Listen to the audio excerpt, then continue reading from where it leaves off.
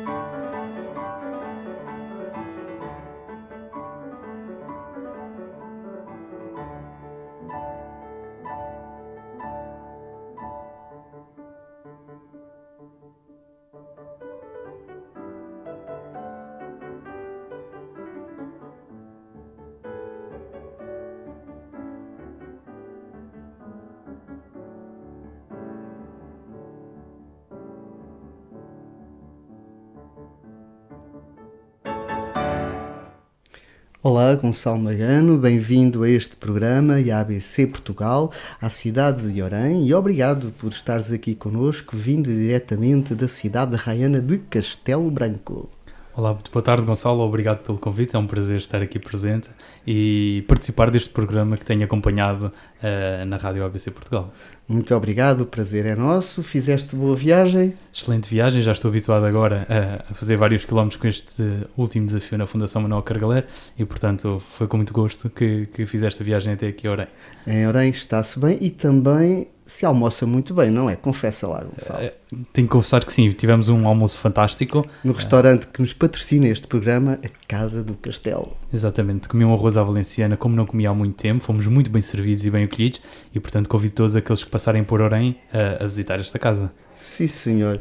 Gonçalo, antes de falarmos propriamente deste teu mais recente desafio, a Fundação Manuel Cargaleiro, fala-nos um pouco de ti. Onde é que nasceste e onde é que foste criado? Então, eu nasci em Lisboa, Santa Maria dos Olivais, freguesia já extinta, mas fui viver muito cedo para Sintra. Cresci em Queluz, perto do Palácio Nacional de Queluz, e fiz toda a minha infância em Sintra, comprei a minha primeira casa em Sintra, e portanto foi neste ambiente, na linha de Sintra que cresci.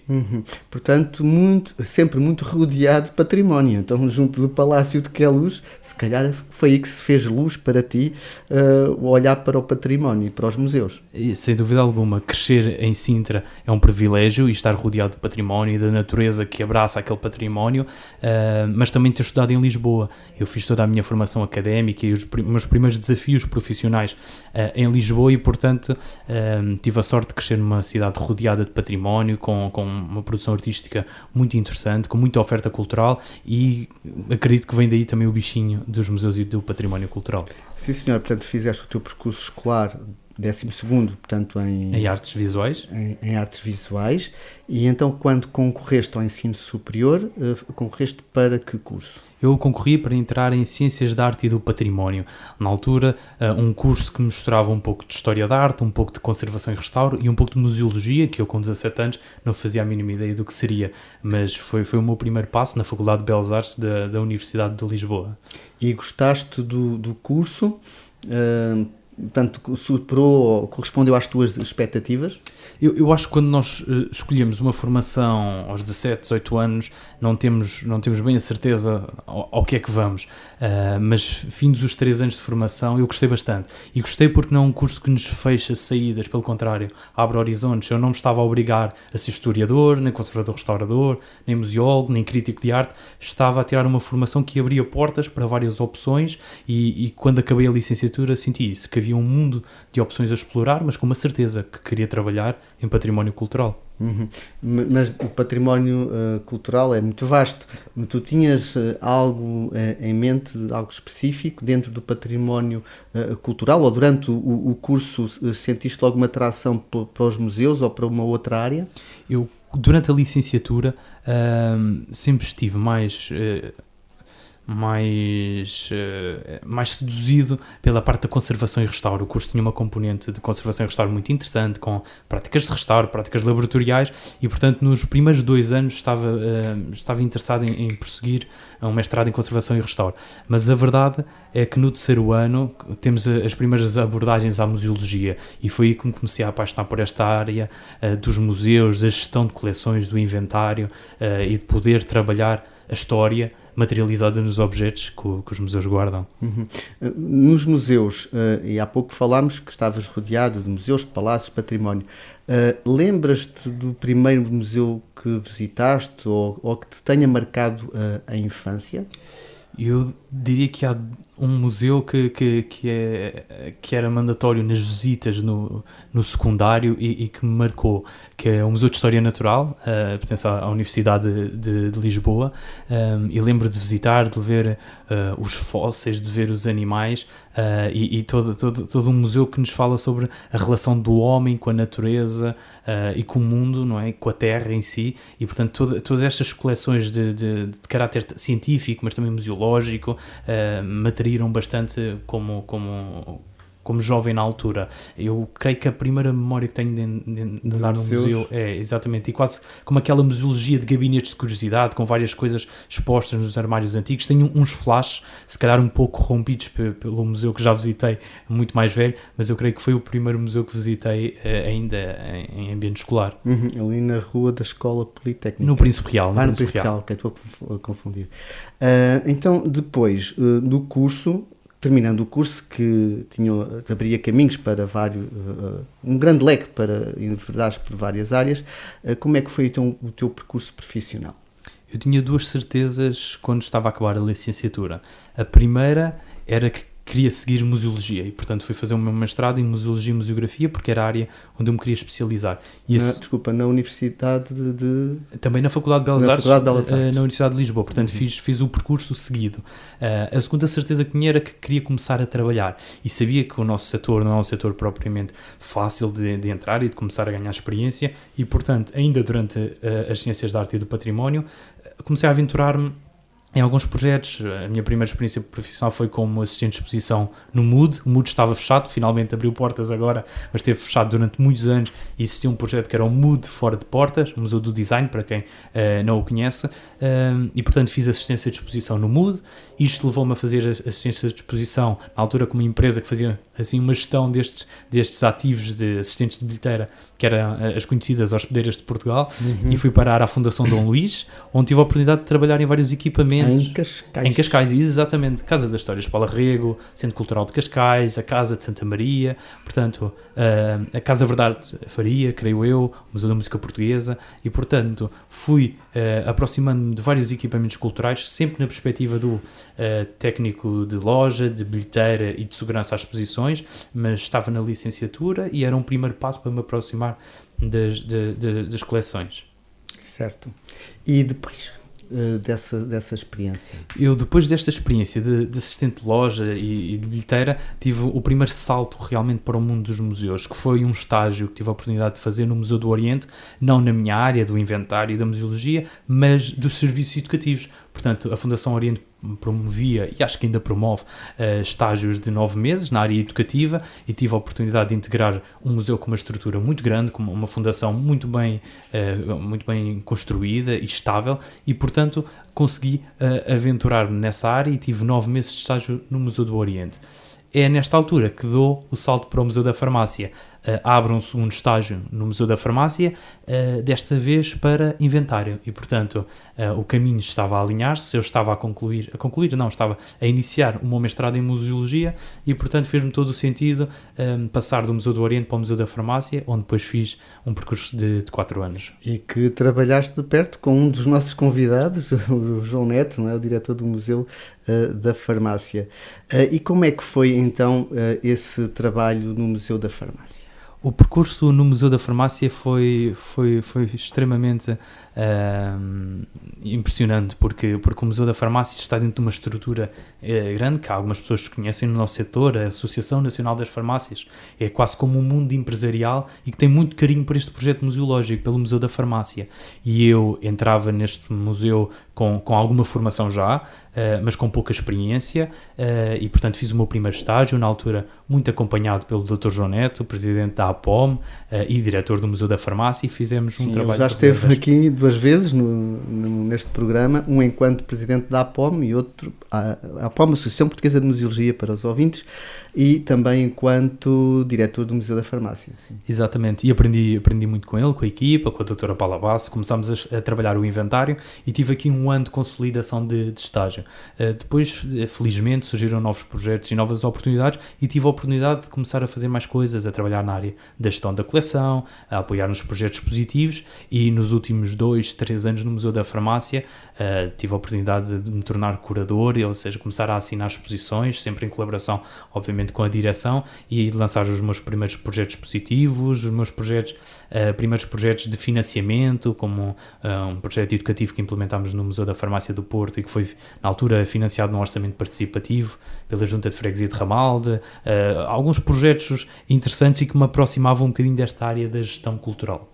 Queres falar um pouco dessa tua área, que penso que te é cara, a gestão cultural, a gestão financeira dos museus, este diálogo ou não entre os museus e a gestão financeira? Decorre exatamente desta passagem no Museu da Farmácia. No Museu da Farmácia, para além de ter trabalhado com o Dr. João Neto e com a doutora Paula Basso, que são referências dentro do setor da museologia, tive a oportunidade de trabalhar com outras pessoas que estavam mais ligadas a uma gestão mais estratégica e também mais financeira daquilo que era uma área cultural que existia dentro da Associação Nacional das Farmácias. E fui desafiado, na altura, por esta direção a ir fazer um curso, se calhar um pouco fora da caixa, para aquilo que é a normalidade dos museus e do património cultural. Era um programa avançado em gestão do património cultural na Católica do Porto Business School, e que tentava trazer profissionais do setor da cultura e da museologia para uma formação de executivos, criação de executivos, de gestores que tivessem sensibilidade para o património cultural, mas também para a gestão, para a estratégia e para a sustentabilidade financeira. E, portanto, o ter crescido entre estes dois mundos, um mundo muito museológico, mas também um mundo muito da gestão e da eficiência e da sustentabilidade, fez com que me interessasse muito por esta área de uma gestão responsável. E só é possível fazer uma gestão responsável e sustentável quando se conhecem os números, quando se é capaz de gerir um orçamento, planear, identificar linhas de financiamento e montar projetos desta natureza, dominar a área da gestão de projetos, que também é um mundo, e portanto fiz questão de me formar nessa área, na altura com este programa que foi investido pela Associação Nacional das Farmácias, a quem agradeço muito, mas não quis ficar por aí.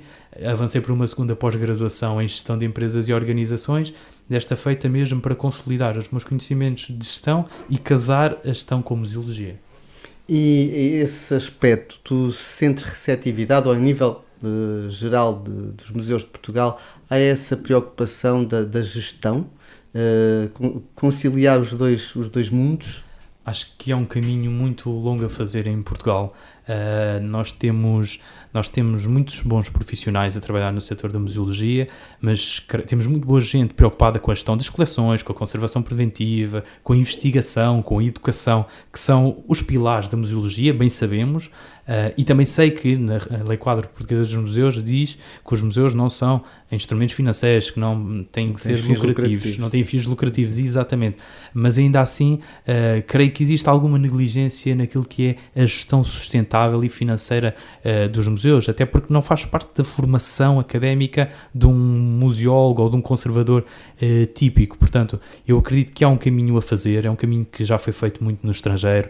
Nós não encontramos um diretor em Inglaterra, no Reino Unido, que não tenha uma forte equipa, ou pelo menos uma forte formação própria em gestão, em gestão de orçamentos, em uma visão mais estratégica e sustentável, nunca para fazer dinheiro com os museus, desenganem-se disso, mas para conseguir ter um projeto mais sustentável, para se reinvestir, para conseguirmos ter projetos com maior escala, conseguir ter mais recursos humanos, conseguimos investir mais nos nossos museus.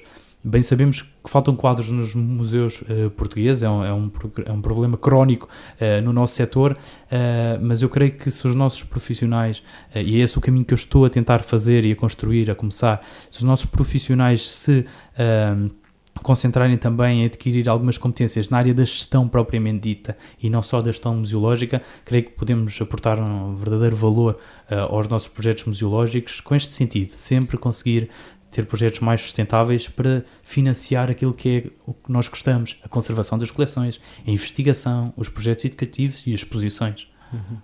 O que é que te arrepia, no mau sentido, ao visitares um museu? O que é que tu não gostas nada de ver, ou algo que te arrepia pela negativa? E depois quero também pela positiva. Pela negativa, eu não gosto de avaliar os museus pelos seus projetos museográficos, porque a verdade é que conheço o setor e sei que há museus que têm capacidade de fazer grandes investimentos e têm projetos com extrema inovação, e sei que há outros mais modestos, mas que têm as suas narrativas e, portanto, acho que devemos respeitar os museus na sua diversidade. O que eu não gosto verdadeiramente de ver no museu é quando as equipas não se entregam ao visitante. O ICOM reviu a definição de museus ainda há pouco tempo, faz 1 ou 2 anos, e diz que os museus têm que estar próximos da sociedade, da comunidade, e, portanto, os funcionários que trabalham no museu, desde a bilheteira à assistência de exposição, são a linha da frente dos museus para com a comunidade, para com as pessoas.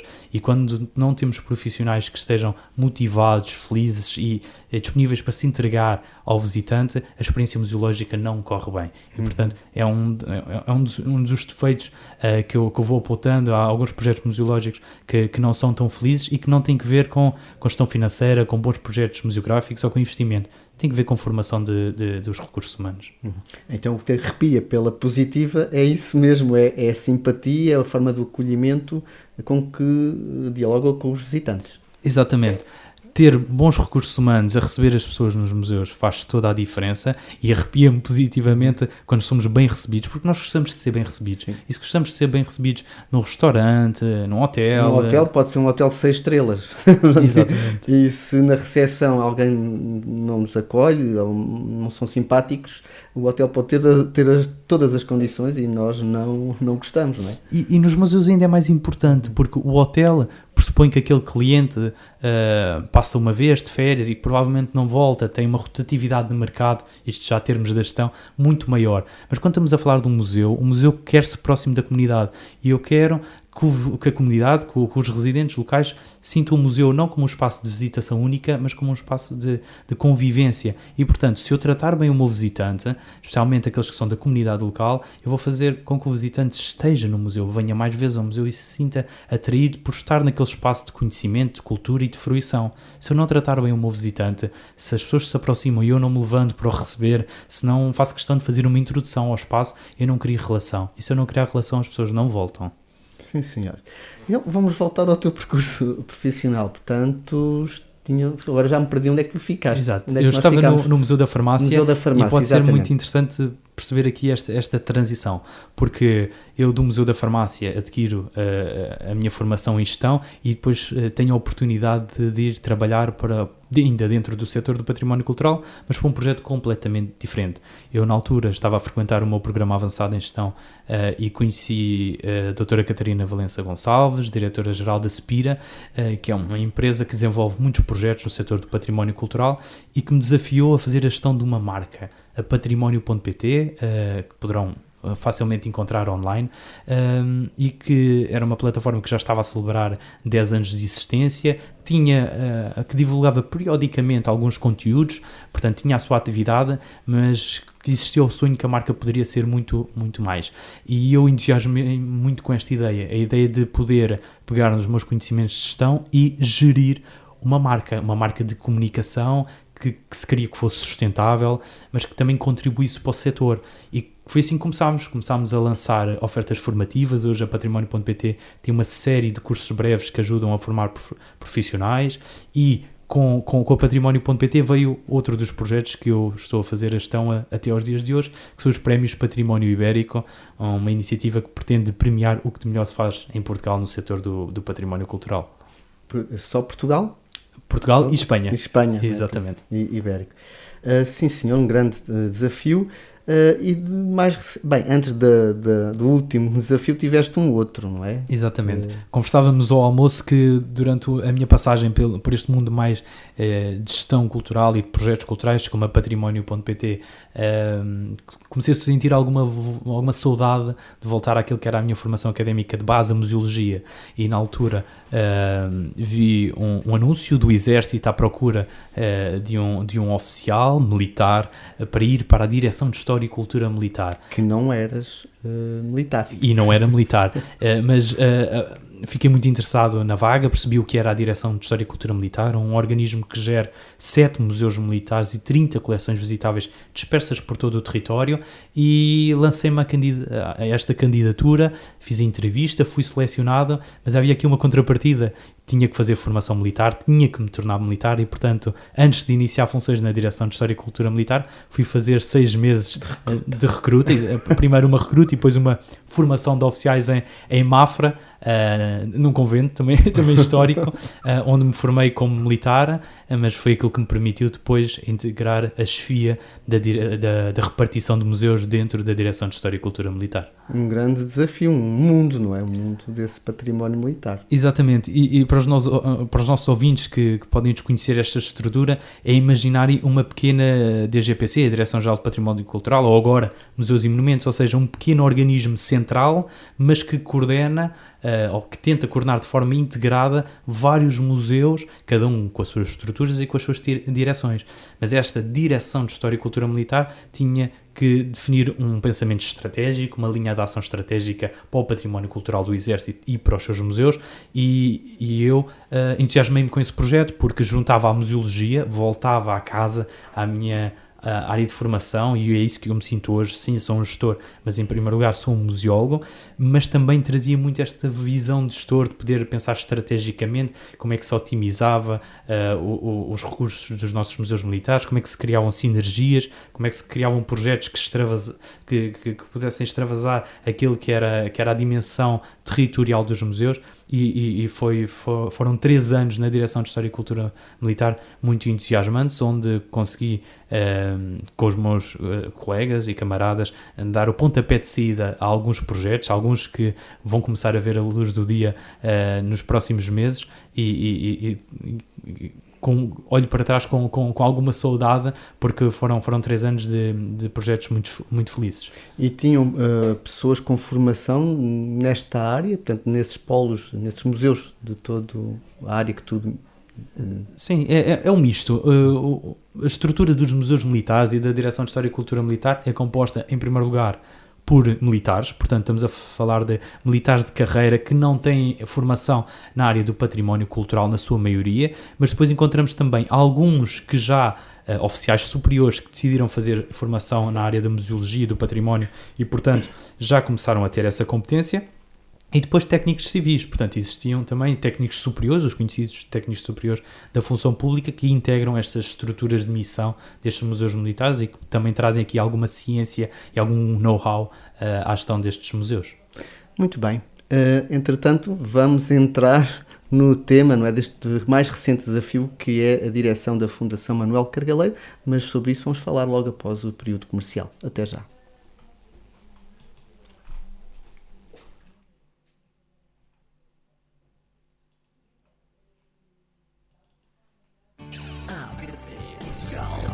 ABC Portugal 92.3 FM é muito melhor.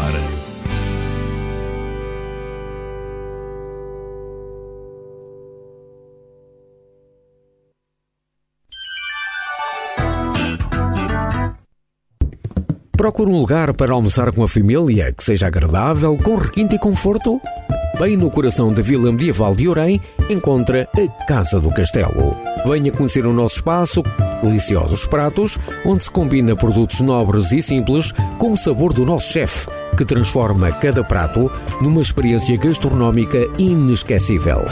Venha à Casa do Castelo e tenha prazer em comer bem. Conheça também a nossa esplanada e a carta de vinhos de qualidade superior. Entre em contacto através das nossas redes sociais ou do número 914-140-039. Casa do Castelo, na Vila Medieval de Orém. Esperamos por si.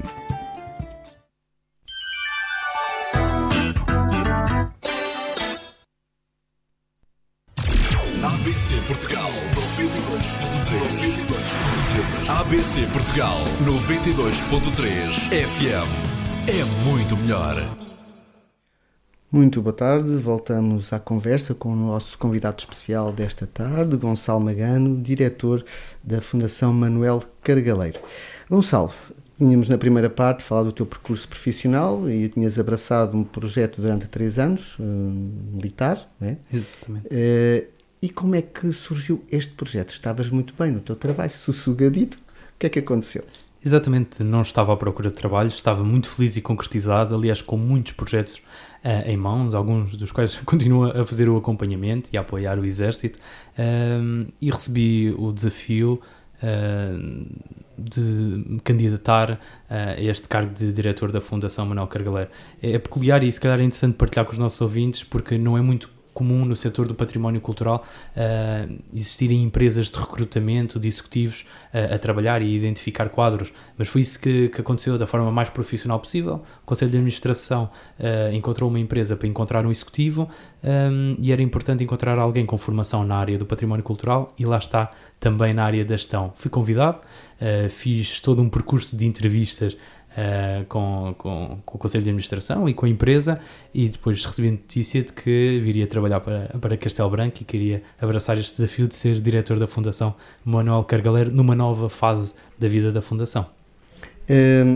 Como é que sentiste esse convite? Como é que vias nessa altura? Vês agora este desafio da Fundação que tem um nome gigante, não é?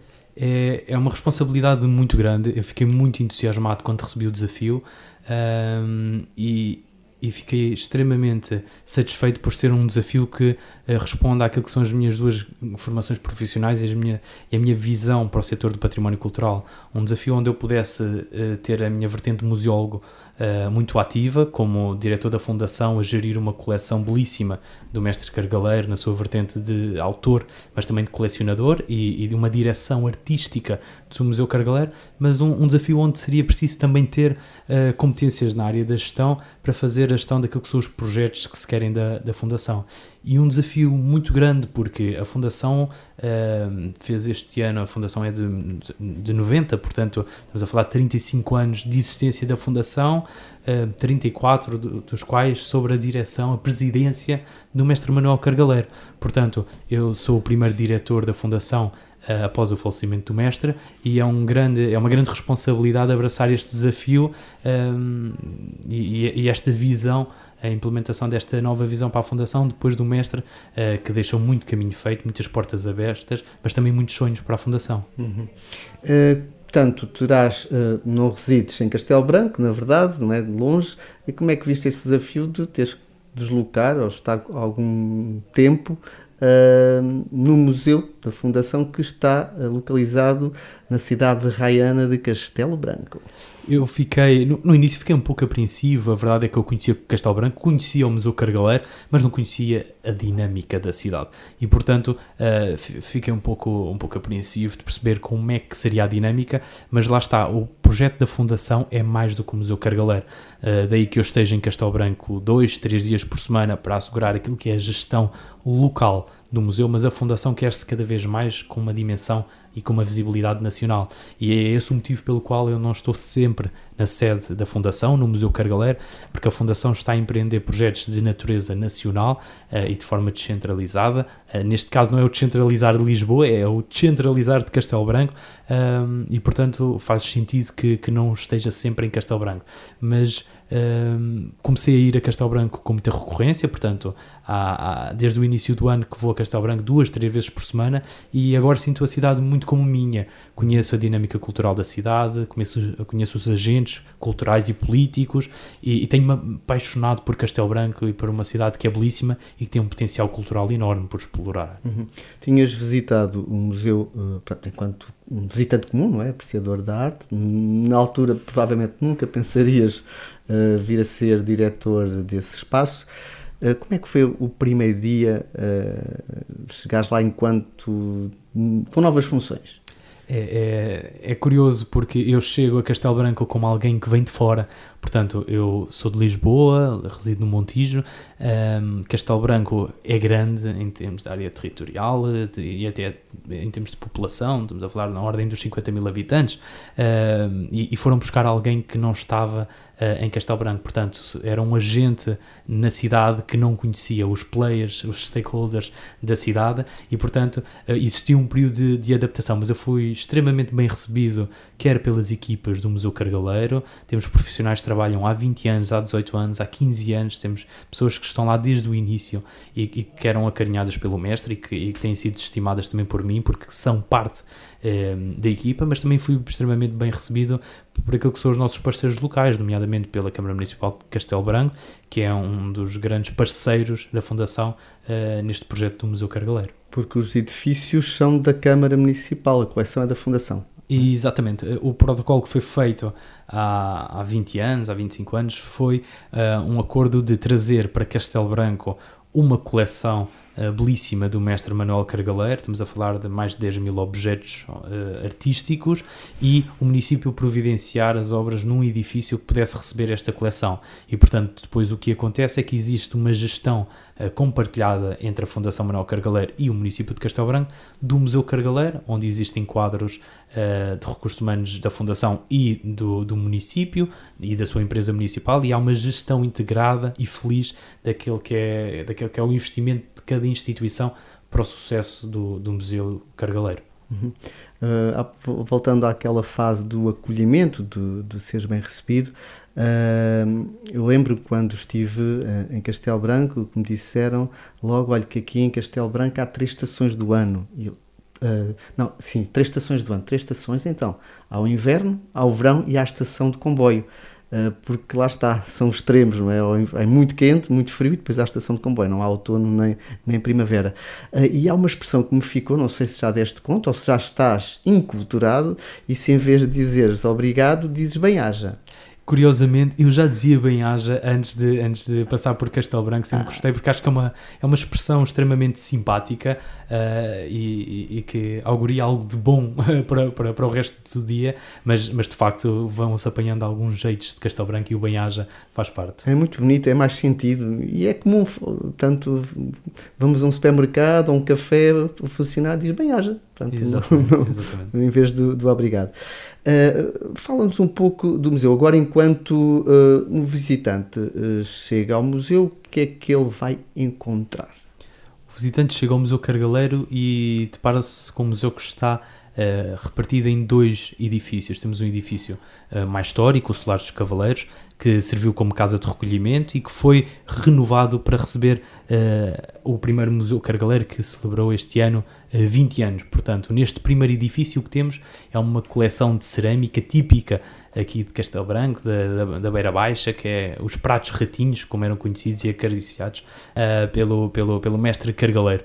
No outro edifício, um edifício que a gente chamou de edifício contemporâneo, que está sentado na colina, um edifício belíssimo do projeto de arquitetura do arquiteto João Teixeira, e que tem 3 pisos com a obra do mestre. Portanto, temos a obra do mestre nas suas vertentes de pintor, de ceramista, temos as tapeçarias do mestre e temos as intervenções que ele ia fazendo nos objetos do dia-a-dia, como uma peça que nos recebe logo à entrada do museu, que é uma porta velha. Fabulosa essa peça. Exato. É inesquecível. Com os nomes de todas as freguesias de Castelo Branco, e que ele se chama a Porta da Vizinha, que eu nunca conheci, creio que seja assim. E, portanto, o Museu Cargaleiro é uma surpresa de prática artística contemporânea, moderna e contemporânea. Vemos a obra do mestre a desenrolar-se ao longo dos vários anos e das décadas, as influências que ele teve nas suas passagens por França, por Itália, mas também a sua vertente de colecionador, porque o mestre colecionava e adquiria objetos e trocava obras com outros artistas e, portanto, para além de existir toda uma coleção de autor, do mestre como autor, também existe uma coleção de mestre colecionador. Muito bem. Enquanto, portanto, falaste das várias vertentes das coleções, mas há um grande número de pinturas. Está previsto, e era desejado há uns tempos, um polo dedicado, ou um museu dedicado à cerâmica. Como é que está esse projeto? Era um grande sonho do mestre Cargaleiro, e sendo um grande sonho do mestre Cargaleiro, é um sonho da Fundação Manuel Cargaleiro. E é um sonho que tem sido também abraçado pela Câmara Municipal de Castelo Branco, mas que ainda não foi concretizado. Trabalhámos na requalificação de um edifício para trazer à exposição uma grande exposição de cerâmica do mestre, que se irá concretizar, ainda não tendo uma data fechada, mas vai haver uma grande exposição de cerâmica do mestre Cargaleiro para fazer uma primeira apresentação pública destas coleções, mas futuramente aquilo que se pretende é que entre a Fundação e o município de Castelo Branco se encontre um novo edifício para dar casa a toda uma coleção de cerâmica, novamente na vertente de autor e de colecionador, e constituir assim um terceiro polo do Museu Cargaleiro. Porque muitas pessoas associam logo à vertente ceramista, não é? Aos azulejos, mesmo em Lisboa e outras obras, e portanto é esse desejo, não é? Exatamente, e porque falta, se visitarem hoje o Museu Cargaleiro, não existe em exposição um grande espólio na área da cerâmica, portanto existe pintura, existe tapeçaria, existe um ou outro apontamento de cerâmica, mas não está na sua plenitude. E o mestre começou como ceramista. Aliás, conversava com o presidente da Faculdade de Belas Artes da Universidade de Lisboa na semana passada, porque vamos lançar um projeto em conjunto, do qual iremos falar também, e ele dizia-me que o mestre, quando passou por lá, se matriculou em escultura. Portanto, antes de ser pintor, ele foi de facto um homem de meter as mãos no barro, da cerâmica e da escultura. Sim, ele tinha uma sede de experiências e ligado às artes. Já agora que falaste no projeto, que vamos falar a seguir, podemos já falar. Sim. A Fundação Manuel Cargaleiro vai apresentar, este mês ainda, os prémios Manuel Cargaleiro. É uma iniciativa conjunta entre a Faculdade de Belas Artes da Universidade de Lisboa e a Câmara Municipal de Castelo Branco, com o patrocínio da Caixa de Crédito Agrícola da Beira Baixa Sul, e que pretende incentivar a prática artística contemporânea. Um prémio com 3 categorias, um prémio Revelação, um prémio Cargaleiro e um prémio Investigação, que vai desafiar novos artistas a apresentarem as suas propostas de obras perante a Fundação e perante os seus parceiros, e que serão premiados, obviamente, e reconhecidos pelo seu valor. Uma iniciativa que vai trazer uma grande exposição ao Museu Cargaleiro, a exposição dos prémios Manuel Cargaleiro, e que terá uma cerimónia de outubro a um ano, em 2026, onde se fará a entrega desses prémios, mas no fundo é uma iniciativa que é a cara do mestre. Apoiar jovens artistas em fase de crescimento, em fase de construção de carreira, incentivar através do financiamento de bolsas de estudo, e para nós Fundação é importante porque promover a difusão do nome do mestre, da sua obra, e incentivar os artistas também à reinterpretação da sua obra. Do que eu conheci dele também, ele gostava muito de jovens e gostava muito de ensinar e de educar para a arte, não é? Portanto, ele falava várias vezes disso, ele deve estar muito feliz. Um dos aspectos do Museu Cargaleiro também tem a ver com os serviços educativos, e também é uma área que te diz. Como é que estamos, então, de projetos em termos de serviço educativo do museu? O serviço educativo é extremamente importante no Museu Cargaleiro. Aliás, os serviços educativos são, por definição, o setor de atividade do museu que consegue trazer as pessoas ao museu de forma repetitiva. Portanto, conseguir convencer os visitantes a vir e a revisitar e a participar novamente em várias atividades. E, portanto, nós temos empreendido um conjunto de atividades que desafiam exatamente isso, a criar um elo com a comunidade e que as pessoas percebam que, ao fim de semana, quando querem fazer alguma coisa, ou as escolas, quando querem programar atividades educativas, que o Museu Cargaleiro é a casa onde podem encontrar essa programação. Posso dar o exemplo que celebrámos o mês passado os 20 anos do Museu Cargaleiro e lançámos oficinas de olaria, lançámos oficinas de verão para os miúdos, com pintura de azulejos, tudo o que permita aproximar-nos da educação artística e da prática artística contemporânea.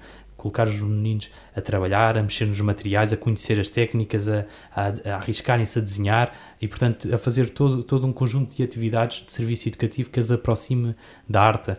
Aliás, posso dar aqui uma notícia em primeira mão, que vamos fechar uma parceria com o Castelo Branco Drawing Club, que é um clube de desenhadores que faz umas iniciativas de desenho de modelo ao vivo, e que vamos trazer estas pessoas para dentro do museu, para que sintam que o museu é vivo e que as pessoas possam estar dentro do museu. E também isto é uma atividade de serviço educativo. Portanto, o compromisso da Fundação e do Museu Cargaleiro é começar a criar uma programação periódica de atividades educativas, tanto para as escolas como para o público em geral, para que possamos aproximar as pessoas do museu. E, novamente, eu reafirmo esta ideia de que dar ideia às pessoas que o museu é um sítio onde existe uma programação constante e onde se está, que não se visita uma vez, onde se está, onde se vive, onde se pode revisitar o espaço, reviver o espaço e sentir-se quase como um espaço cultural da cidade e não apenas como um espaço de fruição artística.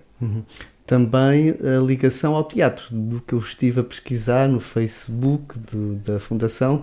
Também houve uma experiência recente ligada ao teatro. Exatamente, tivemos duas experiências, porque é importante trabalhar com as associações locais. E antes depois de falar desse projeto em concreto, e estás a falar nas associações locais, sentiste receptividade por parte dessas associações locais em futuras parcerias? Sem dúvida alguma. Eu acho que sim, eu acho que as pessoas estão, e o próprio município está sedento de ter novas atividades e nova programação.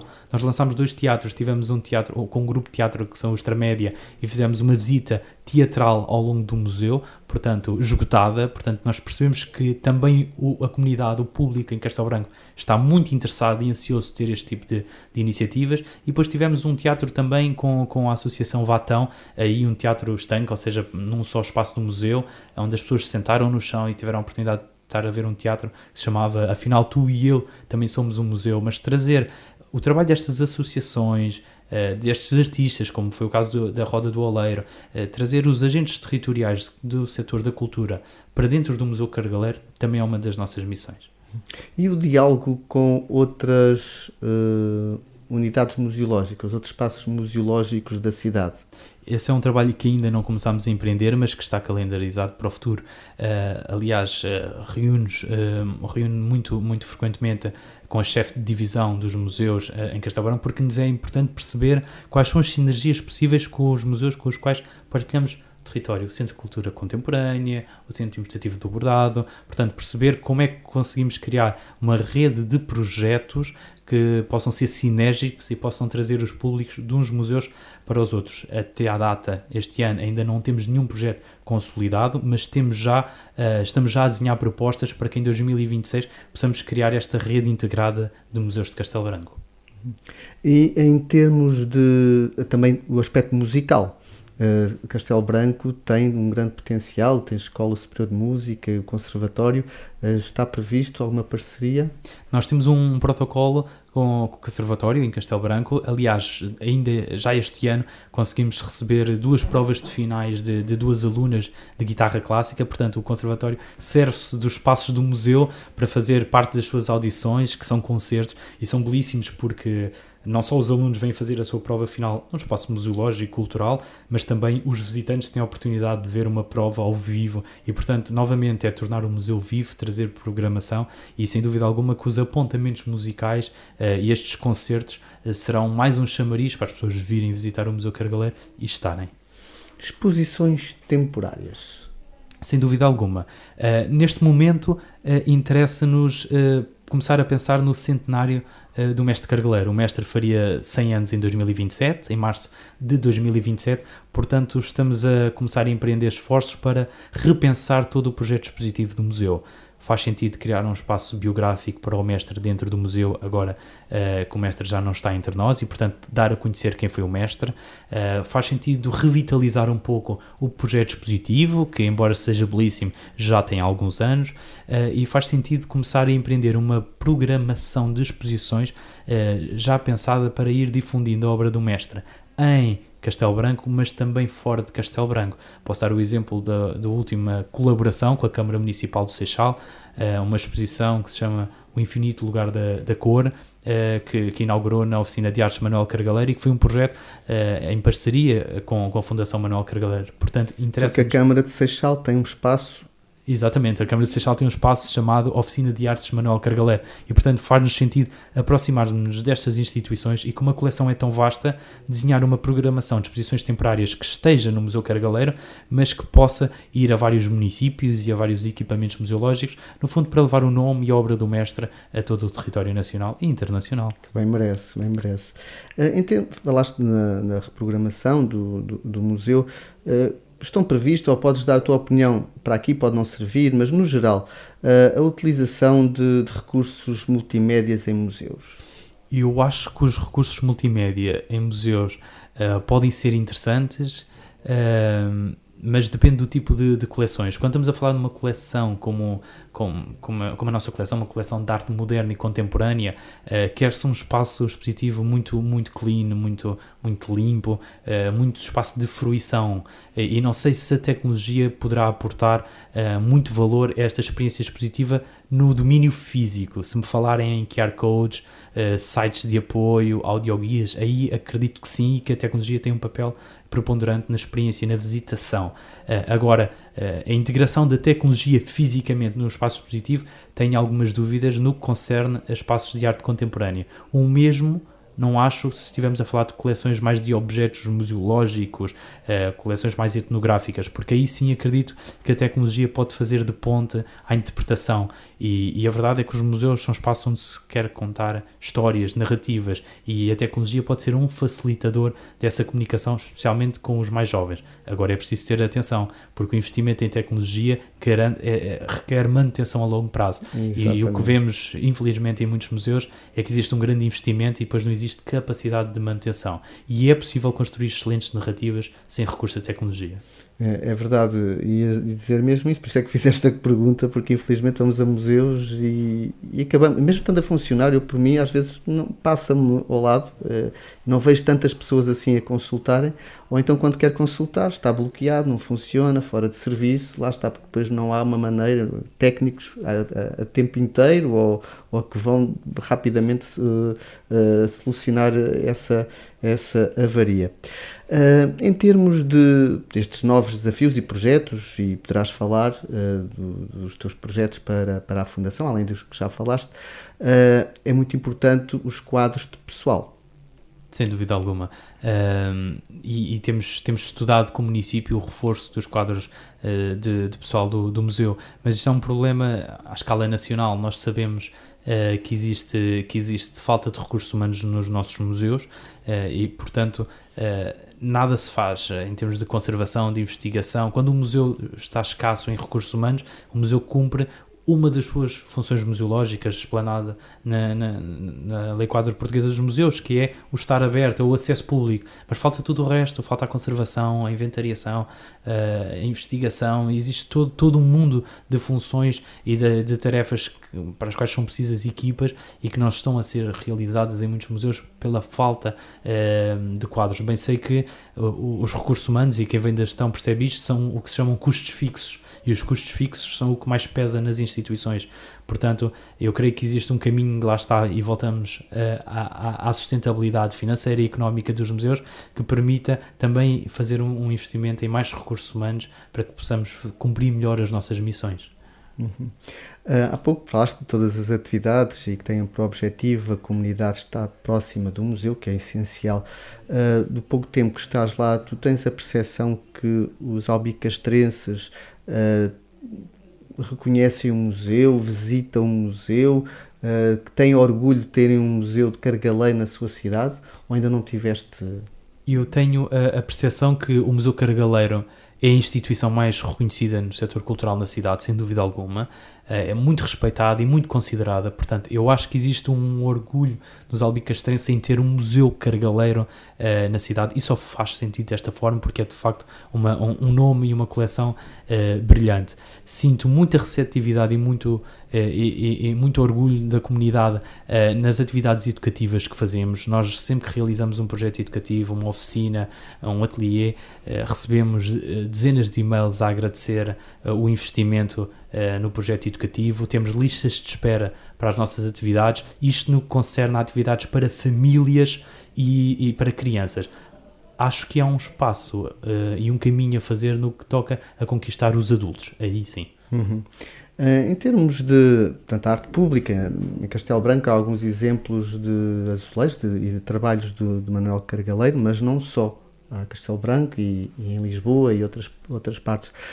Está previsto, em termos da Fundação, haver rotas de itinerários de visita a esse património de Manuel Cargaleiro? Um dos projetos que estamos a iniciar tem que ver precisamente com isso. Não é um projeto de divulgação, mas é um projeto interno de casa, da Fundação, que achamos que é a nossa responsabilidade, que é garantir um inventário, sabermos o que é que existe do mestre, tanto naquilo que toca aos bens móveis, e portanto nós andamos a consultar e a falar com as instituições públicas e privadas que sabemos que têm obras do mestre, para que possamos conhecer onde é que anda a obra do mestre. Claro que nos escapam sempre os colecionadores privados, mas pelo menos aquilo que está ao nosso alcance temos conhecimento. E depois a questão da obra pública. Existem alguns levantamentos não completos das intervenções das obras do mestre espalhadas por todo o território nacional e lá fora. Não nos podemos esquecer que o mestre tem muita obra pública em França, nomeadamente em Paris, e também em Ravelo, onde existe um museu dedicado ao seu nome. E, portanto, o mapeamento de todas essas intervenções é cumprir o desígnio da Fundação de preservar, conhecer e investigar a obra do mestre Cargaleiro. Muito bem. Quais são os projetos, se quisesse dizer, que tens agora em mente? Para além destes todos que falámos, alguma coisa queiras acrescentar? Neste momento é mesmo concretizar estes dois dos quais falámos. Portanto, os prémios Manuel Cargaleiro, sem dúvida alguma, estamos a falar de um projeto a um ano que vai ser apresentado agora, este mês, e cuja sua concretização demorará um ano, até daqui a um ano exatamente termos a grande cerimónia de entrega dos prémios. Estamos a falar de um projeto à escala nacional, onde esperamos receber centenas de candidaturas. Podemos dar aqui a referência: os prémios Novos Artistas EDP tiveram 800 candidaturas e nós temos a ambição de ter uma dinâmica com a mesma visibilidade. E depois é realmente preparar neste ano e meio toda a programação para celebrar o centenário do mestre Cargaleiro. Portanto, reestruturar o nosso projeto museográfico, trazer uma nova programação de exposições temporárias, ou seja, uma nova estratégia curatorial para o museu, e tentar também até 2027, pelo menos, fechar o novo Museu da Cerâmica, o novo polo da cerâmica do Museu Cargaleiro. Estas são as 3 frentes nas quais estaremos empenhados neste ano e meio que falta para a celebração do centenário do mestre Cargaleiro. E também dos seus amigos. Eu recordo-me de visitar as reservas de muitas obras de Vieira da Silva, e muitas não podem estar expostas porque não se pode expor tudo, não é? Também e até Chichorro, que está a residir aqui no Concelho de Orem, Roberto Chichorro. Portanto, tem ali uma grande coleção, uma valiosíssima coleção. E nós vamos abrir portas a essa coleção. O mestre gostava muito da sua coleção e dos artistas, era um artista muito relacional com os outros, e aquilo que está pensado é ter uma exposição, parte da exposição permanente dedicada à sua vertente como colecionador, não dedicada aos outros artistas, dedicada ao mestre Manuel Cargaleiro como colecionador, e o diálogo da obra dele com estas obras de todos estes grandes nomes, como Vieira da Silva, Arapá Zenes, Graça Moraes. Temos todos os grandes nomes da praça nacional e internacional. Muito bem, estamos quase a terminar o nosso programa. Não sei antes de perguntar a habitual questão, que é a última: qual o teu sonho para o Museu Cargaleiro? O meu sonho para o Museu Cargaleiro é torná-lo um museu de referência à escala nacional. Um museu que tenha uma visibilidade nacional à escala de grandes museus, como os museus nacionais, como o Museu de Serralves, o Museu Gulbenkian, e portanto todos estes grandes museus que vêm de grandes homens e de grandes coleções. E portanto o nosso sonho é posicionar o Museu Cargaleiro desta forma, mas também posicionar o Museu Cargaleiro como um museu da comunidade, um espaço vivido por todos os albicastrenses. Muito obrigado, Gonçalo Magano, por teres vindo aqui partilhar o teu conhecimento, experiências museológicas. Foi muito bom ter-te aqui neste programa. Parabéns pelo teu trabalho e sempre aquele teu entusiasmo com que falas. E bem-ajas, como se diz à moda da Beira Baixa. Muito obrigado, Gonçalo. Bem-aja. Bem-aja. E eu que termino ainda com um grande abraço museológico, ou seja, é um abraço que se conserva. Caros ouvintes, despedimos por hoje e visitem logo que possam o Museu Cargaleiro. Já sabem, Museus e Companhia no terceiro sábado de cada mês, aqui na ABC Portugal 92.3 FM. Esteja atento, obrigado e até lá.